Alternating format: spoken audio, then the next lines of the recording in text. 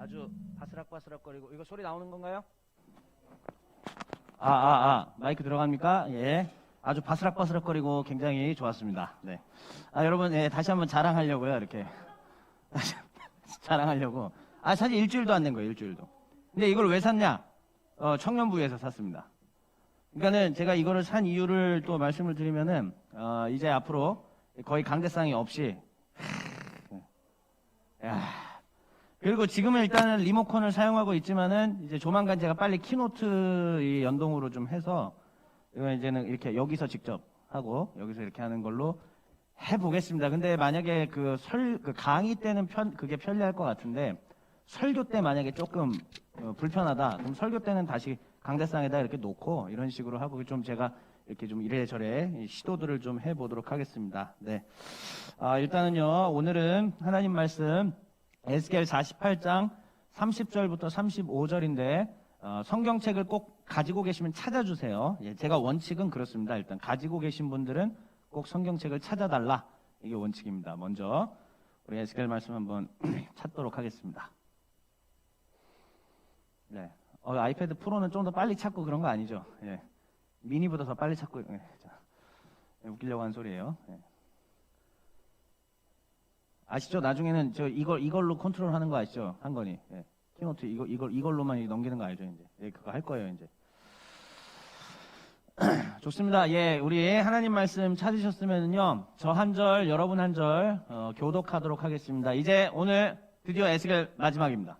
네, 오늘 에스겔 마지막. 일단 박수 한번 치고 갈까요? 네. 6개월이 걸려서 먼저 말씀 낭독을 하기 전에 제가 여러분들께도 또 감사의 말씀 드리면은 제가 이 과정을 6개월 동안 하는 동안에 여러분들은 잘 모르시겠지만은 제가 엄청나게 성장을 했습니다. 예. 왜냐면은 성경 중에서도 보통 강해를 한다라는 것은 대단한 에너지를 투입하지 않으면 불가능한 거예요. 그런데 그 중에서도 어렵다고 하는 예언서들. 근데 그 중에서도 제일 손대기 싫어하는 게 이사야나 에스겔 이런 거거든요. 근데 제가 에스겔을 손을 댔잖아요. 하나 다 뚫어보니까 정말 저한테도 너무 좋았던 거는 구약 전체의 그림이 보여졌어요. 숨겨있던 포로기 이후까지도 다 그래요. 왜냐하면 지금 논문을 제가 쓰고 있는 학위 논문을 쓰는 부분이 포로기 이후 문서거든요. 근데 제가 해야 되는 건 역대기였지만은 에스겔을 하고 났더니 역대기까지 더 보이는 거죠. 이게 앞으로 여러분들과 또 제가 만나게 될 모든 사람들에게 큰 영적 유산으로 계속 전수를 해줄 수 있을 것 같아서 하나님께 너무 감사드리고 6개월 동안 이 지루한 시간 같이 참아주신 여러분들께도 감사드리며, 네, 그다음 또 필기를 하고 계신 김유린님께도 항상 필기하고 계셨어요 그동안. 제가 대단히 지난주에 내가 그 사실을 알고 얼마나 감사했는지 모릅니다. 한 절씩 우리 교독을 하고 오늘 말씀 출발해 보겠습니다.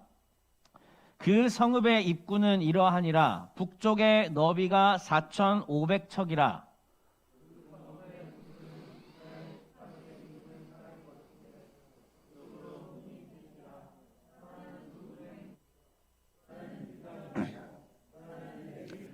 각 문들마다 이 이스라엘 12지파들의 이름이 새겨져 있는 겁니다. 예, 소리가 조금 올라갔네요. 알아서 잘 조절해 주세요. 자, 동쪽의 너비는 4,500척이니 또한 문이 셋이라. 하나는 요셉 문이요, 하나는 베냐민 문이요, 하나는 단 문이며.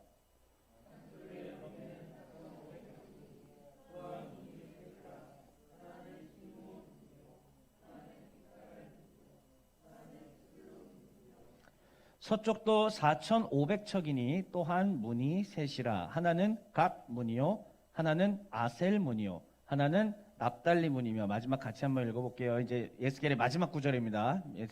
에스겔을 닫는 마지막 구절. 시작. 그 사방의 합계는 18,000척이라. 그날 후로는 그 성읍의 이름을 여호와 삼마라 하리라. 아멘. 우리 여러분들 영어 잘하시니까 저것만 영어로 한번 읽어보세요. 여호와 삼마의 뜻을 NIV 성경에서는 여호와 삼마라는 표현으로 하지 않고 그걸 번역한 투로 저기다 기록을 해줬죠. 자, 한건희 물리학자님, 저거 한번 읽어주세요. 저 정도 읽을 수 있잖아요. 파란색 색깔 해놓은 거, 똑같이 색깔 해놓은 거. The Lord is there. 무슨 뜻이에요? What does that mean? 네, 여호와께서 주님이 거기에 계시다. 거기에 계시다라는 뜻이죠. 예. 제가 지난주에도 미리 말씀드렸지만은 에스겔은 사실 마지막 이 구절에 방점이 찍혀 있는 거였어요. 처음부터 이걸 전제하고 있었던 거죠. 여호와께서 어디 계시냐? 여호와께서 거기 계시다. 네, 이러한 말씀을 좀 기억하면서 오늘 이야기들을 출발을 해보도록 하겠습니다. 예, 혹시 마이크가 안 나오나요? 예, 잘 나오고 있죠? 자, 그래서 오늘의 제목은 한번 같이 따라해 볼까요? 여호와 삼마.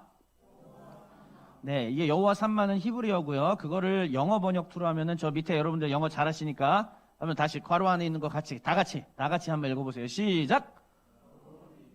예, 우리 주님이 우리 하나님이 거기에 계시다라는 말로 오늘 에스겔 마무리를 한번 지어보도록 하겠습니다.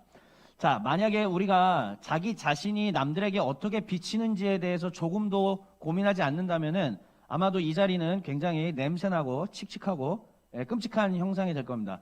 김한기 대감님, 여성에게 잘 보이기 위해서 노력하시나요? 아니, 그건 당연한 거잖아요. 근데 우리 그래야 장가갈 수 있잖아요. 힘들어요. 왜 힘들어요? 근데 당연한 거잖아요. 자, 그리고 우리 자매님들도 마찬가지죠. 물론 여기에 여러분들이 잘 보여야 될 그 백마탄 왕자님들은 없어요. 다 오징어들밖에 없는 건 인정해요. 그러나 그럼에도 불구하고 올 때 화장도 하고 향수도 뿌리고 머리도 감고 단장을 하고 오죠. 예, 우리는 이미지라는 것이 굉장히 중요합니다. 그래서 내가 어떻게 남들에게 비치느냐, 어떠한 상으로 남들에게 인식이 되느냐가 대단히 중요해요. 자, 그러면은 제가 계속 여러분들한테 6개월 동안 뭐 이미지를 가져가십시오 이런 식으로 얘기를 했는데 그 말인즉슨 하나님께서 이 에스겔을 통해서 교회의 상을 보여주시는 거였어요. 하나님께서 에스겔 말씀을 통해서 교회가 현재 처해 있는 그 처지에 대해서 그 상을, 그 이미지를 보여주셨던 것이었습니다. 자, 그러면 여러분들은 이제 저와 함께 다 아시죠? 계속 반복하지만 한국 기독교 많이 무너진 거 다 아시잖아요. 한국 기독교는 소통이 안 된다. 한국 기독교는 아직까지도 500년 전에, 오늘이 종교개혁 503주년이에요, 오늘이. 이번 주일이. 다 오늘이죠. 근데 아직까지도 500년 전에 그 역사 속에 묻어있는 구시대 유물로만 자꾸 남아있는 거 아니냐. 그렇게 지탄을 받고 있는 것이 현재 우리의 처지죠. 그럼 앞으로 교회가 지켜야 될 본질적인 것들은 지키되, 교회가 변해야 되고, 교회가 아름답게 만들어져 가야 되는 그런 것들은 우리가 새롭게 함께 창조해내는 과정들을 치러내야 됩니다. 그게 우리 시대에 주어진 과업이겠죠. 그래서 어떤 경우는 또 이런 모양으로, 어떤 교회들은 저런 모양으로, 그렇지만 변질되지 말아야 될 것들은 전혀 변질되지 않고 그런 것들을 갖고 있어야 되는 것입니다. 자, 그러면 여러분들이 바라는 교회의 상은 어떨까요? 저는 이런 거를 한번 꿈꿔봤어요.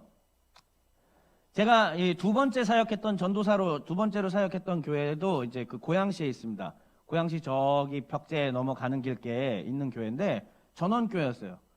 잔디밭에서 축구가 가능한 그런 교회였습니다. 물론 교인의 숫자는 많지는 않았지만 그래도 잔디밭 속에서 서로 사랑하며 지냈어요. 물론 교회가 완벽한 교회는 세상에 없습니다. 그 안에서도 나름의 갈등이 있고 그 안에서도 또 나름 갈등을 풀어내기도 하고 또 이 교회는 틀렸다, 이 교회는 또 소망이 없다 이런 얘기도 물론 있었어요. 하지만 교회는 지금까지도 잘 있습니다. 하나님 나라를 또 사랑하는 분들이 여전히 계시기 때문에. 그런데 외적으로 보이는 이러한 상도 있겠지만은 여러분들은 어떠한 교회의 상을 갖고 계신지 한번 묻고 싶어요. 뭐 외적으로는 저렇게 뭐 아름답고 그림 같은 교회, 오케이 좋아. 근데 우린 이미 도시교회 다니고 있잖아요. 도시에서 저런 전원과 잔디밭을 꿈꾸긴 사실 어렵죠. 자, 그러면 여러분들한테 질문을 한번 던져보고 싶어요. 영주 씨, 우리 류영주가 꿈꾸는 교회는 어떤 교회예요?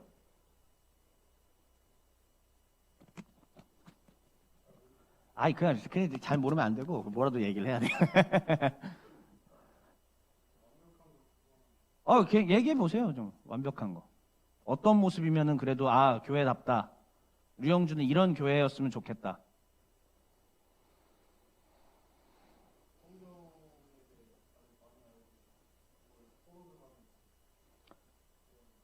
성경에 대해 많이 알고 토론하는 교회였으면 좋겠다. 예, 좋아요.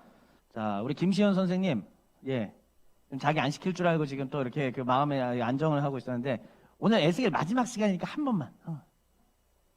마지막 시간에 한 번만. 어떤 교회를 꿈꾸세요? 박수산 지금 자기 시킬까봐 지금 눈을 오른쪽 아래로 지금 쳐다보고 있다. 그냥 한 짧게만 진짜 어떤 교회, 그래도 바라는 교회가 좀 있잖아요.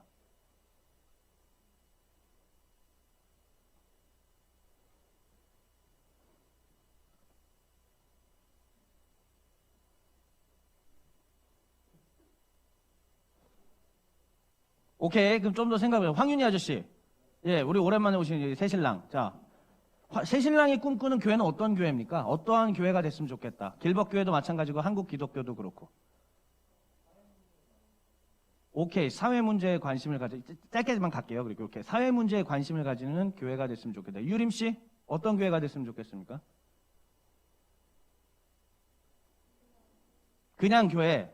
아, 그냥 교회는 뭘까? 대체 그냥 교회가 뭘까요? 강문경 집사님, 마지막으로 어떤 교회를 꿈꾸세요?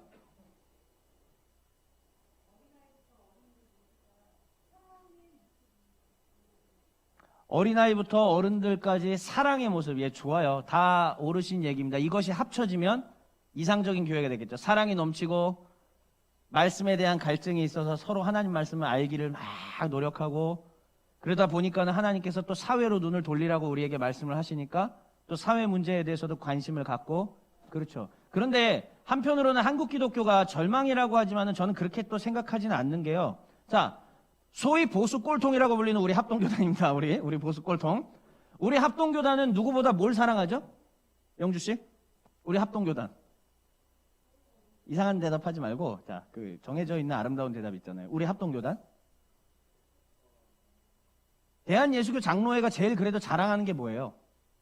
예, 성경에 대해서 누구보다 관심 있고 많이 알죠. 근데 성경에 대한 적용은 잘 해요? 그게 우리 교단이 좀 부족한 거예요. 자, 그러면은 여러분들, 우리 교단 입장에서는 이단 빨갱이라고 불리고 있는 우리, 죄송합니다. 혹시 방송 보시는 분, 저 감리교 되게 사랑해요. 예. 우리 감신, 저 후배들, 친구들 감신 많아요. 되게 감리교 목사님들 많아요. 자, 감신 입장에서, 감신은 또 어때요? 사회 문제에 대해서 어떻게 하죠, 감신은? 제일 먼저 앞장서서 나서요. 세종대왕상으로 올라갔던 것도 감신대 학생들이었고, 여러 가지 문제가 있을 때 앞장서서, 그 다음에 또 세월호 문제 때도 그렇고, 쌍용 자동차 사태 때도 그렇고, 여러 가지 부분에 있어서 앞장서서 거기서 돗자리 깔고 그 자리에서 예배 드리는 분들은 또 감신, 한신 이런 분들이죠. 서로의 입장차들이 다르지만, 그럼에도 불구하고 예수 그리스도가 중심에 있어서 하나 되는 모습들을 나는 한국교회가 다양성 속에서 아름답게 해나가고 있다고 저는 그래도 생각합니다. 그래서 소망이 있다고 생각하고요. 각자 이 교단들이 가진 장점들을 뭉치면 한국교회에 되게 희망이 있지 않을까. 제가 오늘 아침에 담임 목사님께서 또 우리 아침마다 우리 교역자 기도회를 하잖아요. 그때 너무 멋진 얘기를 해주셨어요. 괜히 막 양념 치는 거 아니고 있는 그대로 얘기하는 겁니다. 서로 다른 모습이지만 다른 입장들이지만 서로 뭉쳐서 하나 될 수 있는 게 진짜 교회가 아니겠냐. 우리가 그런 걸 만들어 가야 되지 않겠느냐라고 얘기하시는데 가슴 속에서 동의가 돼서 아멘 했고, 오늘 교역자 아침 기도에는 다들 평소와 다르게 이 소리 데시벨이 막 여기까지 올라가가지고 막 기도하고 오늘 그랬던 것이 기억이 납니다. 그래요. 자, 그러면은 여러분들이 말씀하시는 그 모범적인 교회들이 있죠. 제가 생각하는, 우리 주양이 아저씨, 제가 생각하는 교회가 있어요. 별거 아닙니다. 이런 거예요. 뭐죠?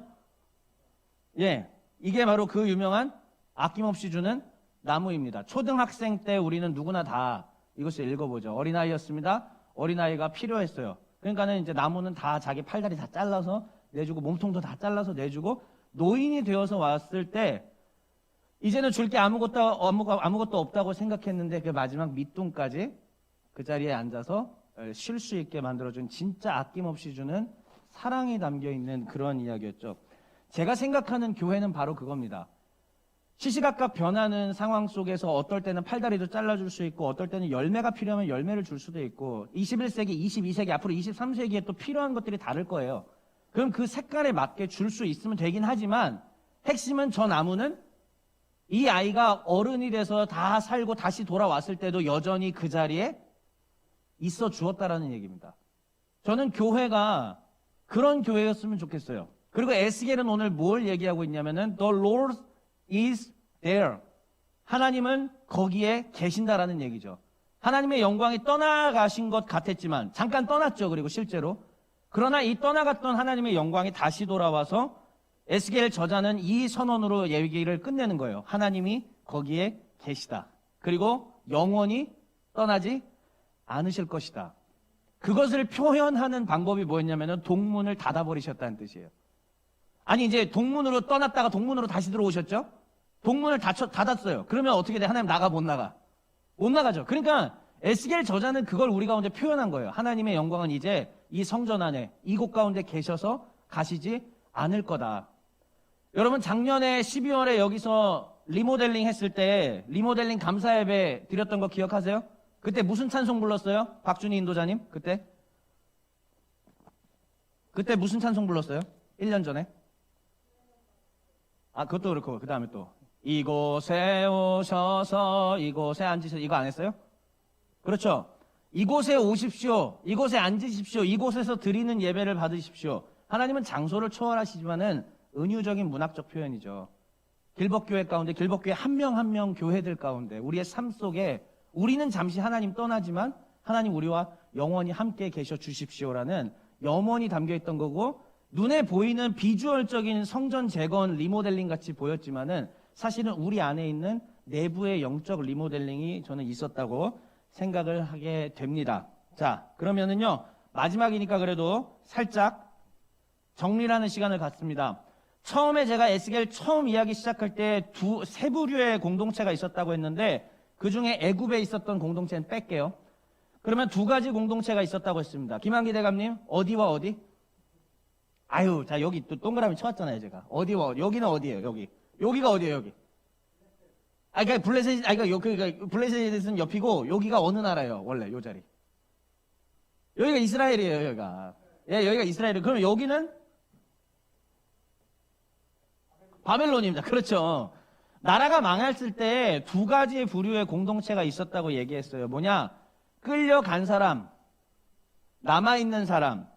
그리고 제가 이야기를 했죠. 그런데 누가 진짜 남은 자였냐라고 얘기를 했을 때 에스겔 저자는 누가 남은 자다라고 표현한 겁니까?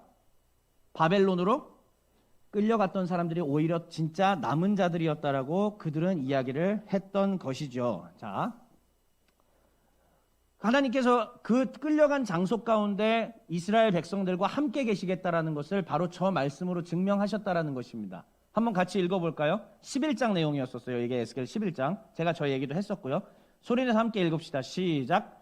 그런즉 너는 말하기를 주 여호와의 말씀에 내가 비록 그들을 멀리 이방인 가운데로 쫓아내어 여러 나라에 흩었으나 그들이 도달한 나라들에서 내가 잠깐 그들에게 성소가 되리라 하셨다 하고, 학자들에 의하면은 어떤 분들은 저 성소라는 것을 유대인의 회당으로 얘기하시는 분도 계십니다. 그건 솔직히 너무 많이 이제 학문적으로 가는 이야기들이고요. 거기까지가 중요한 게 아니라 끌려간 그 사람들은 땅을 잃었어요. 끌려간 사람들은 성전도 잃었어요. 모든 주권, 하나님을 향한 상징들 다 잃었습니다. 그리고 이 당시 고대 사회 사람들은 땅을 빼앗기면 그 신이 졌다고 생각하잖아요. 그럼 야훼 신이 진 거예요. 여호와 신이 바벨론의 주신인 마르두크 신한테 어떻게 된 거다? 깨진 거예요. 그러면 이제 우리 여호와의 신은 이제 끝난 거예요. 나도 끝난 거야. 근데 하나님께서 에스겔을 통하여서 우리에게 주셨던 희망은 뭐냐면 너희들이 바벨론에 끌려가 있지만 야훼 신앙을, 여호와 신앙을 끝까지 유지하는 너희들이 진짜 남은 자들이다. 내가 너희들에게 잠시 동안은 성소가 되어줄게.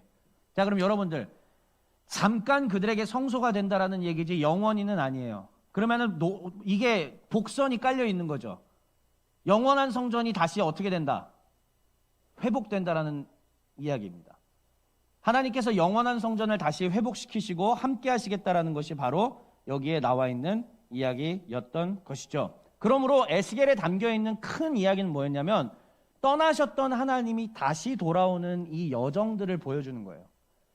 그러면서 백성들에게 가르쳐 주시는 거죠.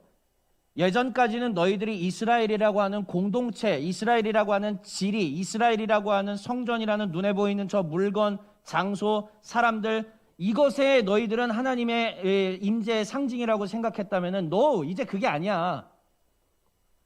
여러분들이 길법교회 예배드리러 나오시면 여기에 하나님의 함께 하시고 그것도 아니라는 얘기예요. 그들이 가지고 있던 이 지역적이고 지역적인 그들의 이 사고를 우주적 하나님의 개념으로 넓혀주시는 과정들이 바로 저 에스겔 바벨론 포로 사건이었던 겁니다. 끌려가봤는데 그러면 끝났어야 되는데 아니요. 그 자리 가운데 우리의 성소가 되어주신대잖아요. 아, 하나님에 대한 우리의 생각이 요만했구나. 하나님에 대한 우리의 관념들이 고작 요만했고 요만한 얄팍한 지식 가지고 우리가 하나님을 안다고 얘기했었던 거구나.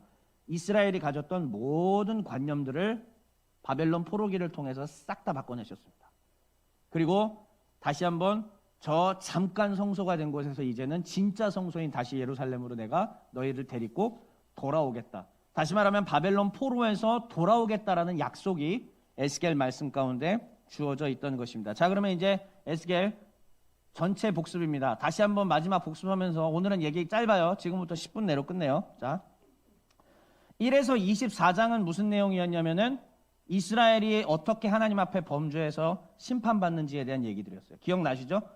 제가 계속 앞에서 아이고 지루하다. 언제쯤 이 심판 얘기가 끝나나. 언제쯤. 근데 그만큼 이스라엘이 하나님 앞에 커다란 범죄를 저질렀기 때문이었다. 그리고 제가 여기서 강조하고 싶은 얘기, 절대 앞으로도 여러분들 신앙생활하면서 잊지 마셔야 될 게 하나님의 영광이 떠나시는 장면이 몇 장부터 몇 장이라고 했죠? 하나님의 영광이 떠나시는 장면. 이거는 이제는 여러분들 외워 주셔야 돼요. 하나님의 영광이 에스겔 몇 장에서 몇 장 사이에 동문으로 나가버렸다고 그랬죠, 제가? 8에서? 아, 그렇죠. 예, 8에서. 예, 저는 힌트를 안 줬는데, 그냥 난 이러고만 있었는데 어떻게 알아들었네. 예. 이거 외워요. 이제는 진짜 외우셔야 돼. 하나님의 영광이 8에서 11장에 동문으로 나가서 떠나시는 것들을 보여주는 겁니다. 여러분, 거기에는요, 이제 내가 말을 안 해줬던 것들인데, 이제 완전히 패를 닦아서 얘기해 드릴게요. 동쪽 문으로 하나님의 영광이 나가신 실제적, 도덕적, 영적 죄악의 의미도 있지만 동쪽으로 쭉 가면은 뭐가 나올 것 같아요? 동문으로 나가서 그냥 동쪽으로 계속, 동쪽이 이쪽이구나. 쭉 이쪽이 동쪽이에요? 잠깐만. 이쪽 맞아요? 여러분 볼 때 동쪽 맞아요? 예. 동쪽으로 쭉 나가면은 그 지역에서 지도를 따라 그냥 한 1000km 가면 뭐가 나올 것 같아요? 바벨론 나옵니다. 다시 말하면 여호와의 영광이 떠났다라는 이야기는 뭐냐면 바벨론으로 그들이 붙잡혀 간다라는 것도 은유적으로 그 안에 다 묻어 있는 얘기들이에요. 그랬다가 43장에서 이스라엘의 구원과 회복이 일어나죠. 이제 40장 이후부터. 저기서는 33장이라고 했는데 33장, 34장의 목자론, 36장 때 정결한 맑은 물 다 기억나시죠? 그 다음에 40장에 성전이 되면서 43장의 영광이 다시 들어오세요. 외우세요. 8에서 11장은 하나님의 영광이 떠났다. 그거는 뭐야? 바벨론으로 잡혀가는 개념이고요. 43장에 여호와의 영광이 다시 들어왔다. 무슨 얘기입니까? 포로에서 어떻게 된다? 귀환한다라는 뜻이에요. 기가 막히죠. 이 안에 이러한 사실 은유적인 표현들이 이 에스겔이라는 아름다운 성경 속에 다 들어있던 겁니다. 그런데 돌아올 때는 어떻게 될 것이냐? 하나님의 성전이 회복이 되는 것이고 돌아와서는 이제 닿는 곳마다 이 성전에서 흘러나오는 물이 닿는 곳마다 사람들이 회복이 일어나고 과실 열매가 맺혀지며 죽어있던 사해바다가 다시 되살아나는, 죽어있던 곳이 생명으로 다시 살아나는 놀라운 역사들이 포로 귀환 때는 일어나게 된다라는 의미가 이 안에 담겨 있는 것이죠. 이게 바로 에스겔이 하고 싶었던 얘기입니다. 자, 그러면은요, 이 에스겔에 대한 큰 거를 봤으니까 이제 마지막 지난 시간에 우리가 살펴보았던 땅 분배의 사전 작업이었고, 그 다음에 오늘 살피지는 않겠지만은 땅 분배에 대한 얘기가 중간에 나와요. 그 다음에 마지막으로 이제 성읍의 이름으로 이야기가 끝나는데, 땅 분배는 이 지도 하나로 그냥 마무리 짓겠습니다. 이거예요. 자, 위에서부터 공평하게 이렇게, 지금 제가 아래 좀 위아래가 좀 잘렸거든요. 공평하게 하나님께서 지파별로 땅을 나누라라고 얘기하시죠. 원래 땅 분배는 제일 처음에 어디에 서 있었죠? 가나안 땅에 들어가서 모세가 백성들을 데리고 와서, 오늘도 담임 목사님께서 여호수아 갈렙 얘기하셨잖아요. 거기서 이 산지를 내게 주소서 했던 바로 그 장면이, 오늘 1, 2부 예배 때 했던 그 장면이 바로 땅 분배가 일어나는 그런 장면들이었단 말입니다. 자, 그런데 그 땅 분배가 일어났던 것들이 다시금 재분배가 일어나야 될 때가 있어요. 뭐냐? 포로기 이후죠. 나라가 망했다가 새롭게 나라가 시작되는 장면이에요. 나라가 망했다가 다시 재건하는, 우리나라랑 너무 닮아 있습니다. 우리나라가 쉽게 얘기하면 우리나라가 이것들을 많이 본받아야 돼요. 포로기 이후의 스토리들을. 그래서 땅을 공평하게 정직하게 분배하되 바로 유다 지파 아래에 있는 이 땅에 성전을, 레위인을 땅을 두고 성전을 가운데 두고 하나님의 성전이 중심이 되게 하라. 여호와의 말씀이 중심이 되게 하라. 우리 영주 씨가 얘기한 것처럼 여호와의 말씀이 중심이 되고, 이 여호와의 말씀을 중심으로 사회 정의와 공의를 이루라. 그것도 하나님의, 우리 황윤 아저씨가 얘기한 것처럼 그게 하나님의 말씀이시고요.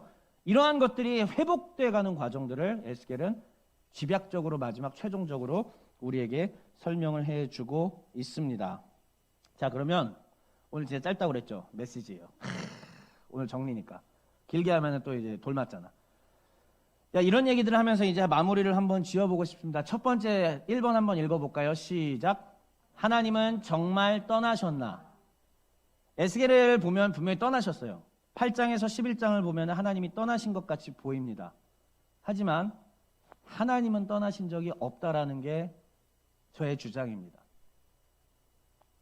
엄밀히 말하면 하나님이 우리를 떠나신 게 아니라 우리가 항상 하나님을 떠났죠.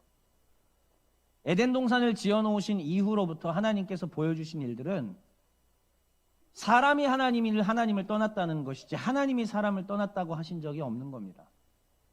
하나님은 언제나 은혜롭고 자비롭고 노하기를 더디하신다고 얘기하셨죠. 그러나 참을 수 없는, 견딜 수 없는 임계치는 있어요.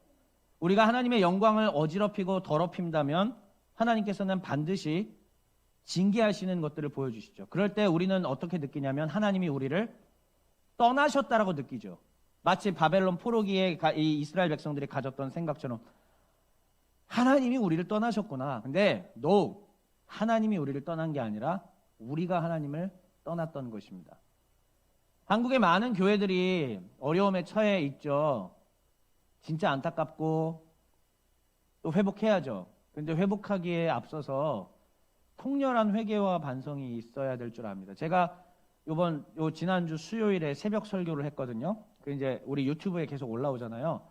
좀 아까 유튜브를 제가 다 관리하고 있으니까 채널 관리를 좀 아까 봤는데 다른 사람들한테는 그 댓글이 보이는지 모르는데 뭐라는 이게 안 믿으시는 분 같아요. 어떤 분이 댓글에 이렇게 다셨어요.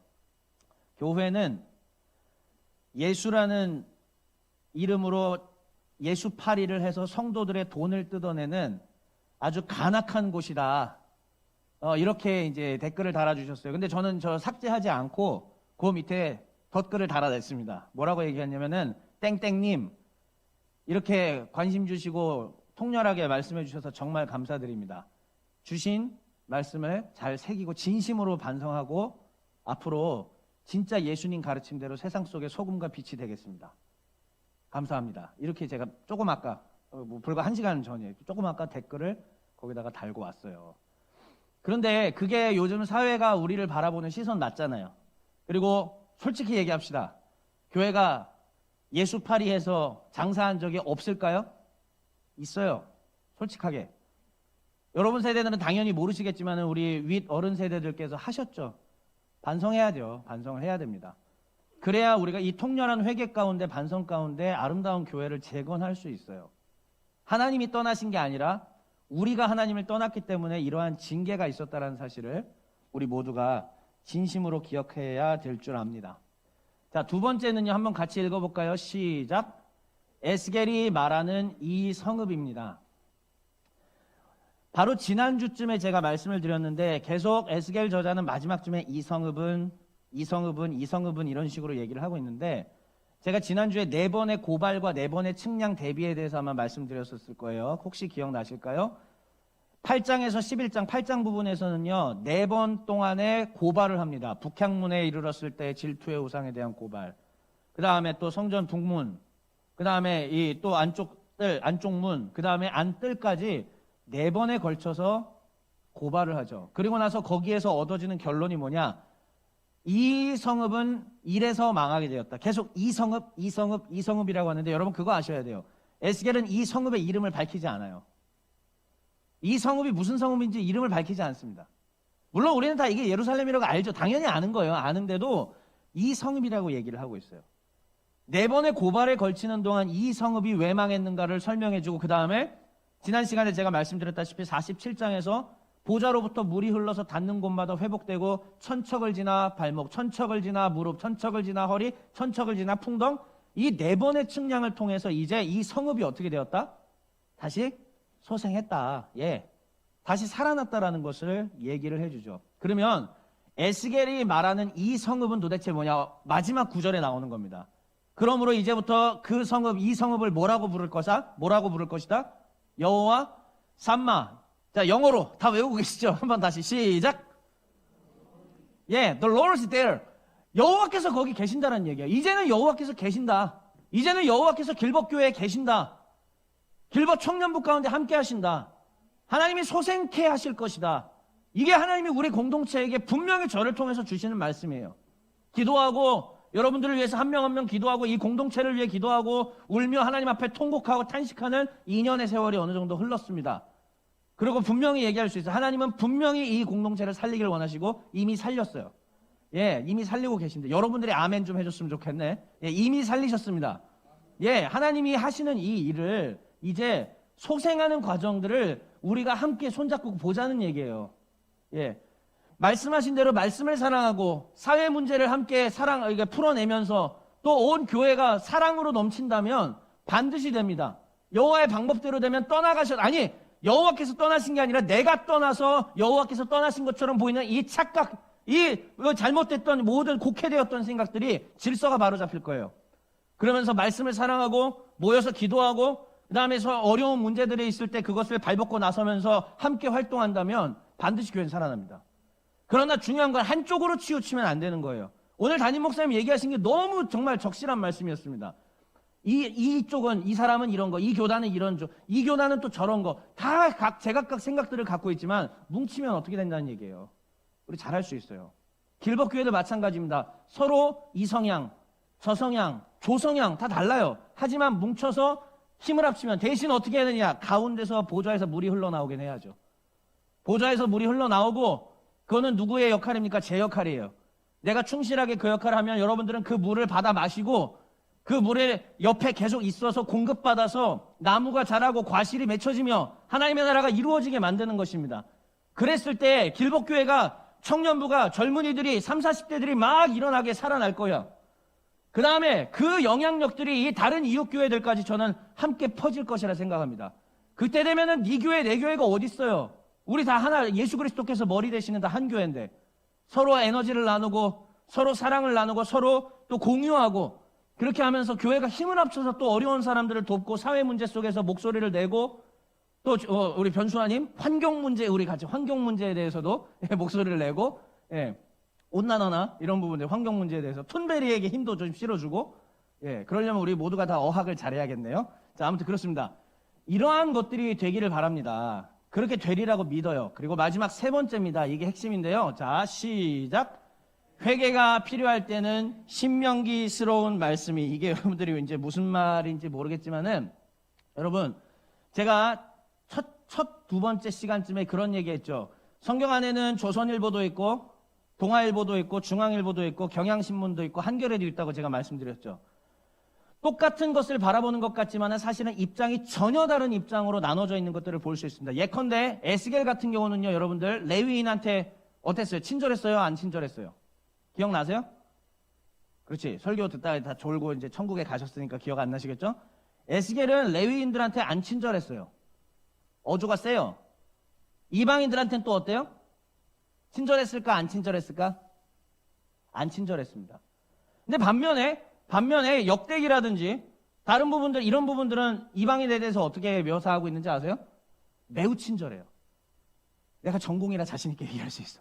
역대기는 또 이방인들 뿐 아니라 레위인들한테 어떻게 하고 있는지 아세요? 사독 계열 제사장들보다 더 거룩하다고 얘기하고 있어요. 전혀 다른 얘기죠. 에스겔에서는 사독 계열 제사장만 거룩하다고 했고 레위인들에 대해서 막 이렇게 좀 깎아내렸잖아요. 역대기에서는 전혀 달라요. 오히려 레위인들이 사독 계열 제사장들보다 더 거룩하다고 얘기하고 있습니다. 이러한 차이들이 있어요. 자, 그런데 중요한 거는 이러한 어조의 차이들이 바로 시대적으로 달라진다는 얘기입니다. 뭐가 달라서 이거는 하나님 말씀이 아니고 잘못됐다 그런 얘기가 아니에요. 시대별로 강한 어조가 필요할 때가 있고 예를 들면 이방인들하고 자꾸 섞여서 문화가 타락해가고 있어요. 그럴 때 무슨 메시지가 선포돼야 돼요? 그때는 까는, 혼내는, 단호하게 잘라내는 게 선포돼야 되죠. 근데 또 어떤 때는요. 예를 들면 우리가 이제 다문화 사회가 이제 돼가고 있잖아요. 우리가 자꾸 누구를 차별하고 저 뭐 혼혈 이런 사람들 차별하고 이런 식으로 간다. 그럴 땐 또 뭐라고 메시지를 선포해야 돼요? 포용하고 이렇게 할 줄 알아야 된다는 걸 얘기해야겠죠. 시대마다 상황마다 교회마다 그 지역마다 이 메시지가 달라지는 것처럼 저것도 마찬가지입니다. 에스겔이 말하는 메시지와 또 역대기가 말했던 메시지의 시대와 상황이 달랐던 거죠. 자, 그럼 마지막 정리.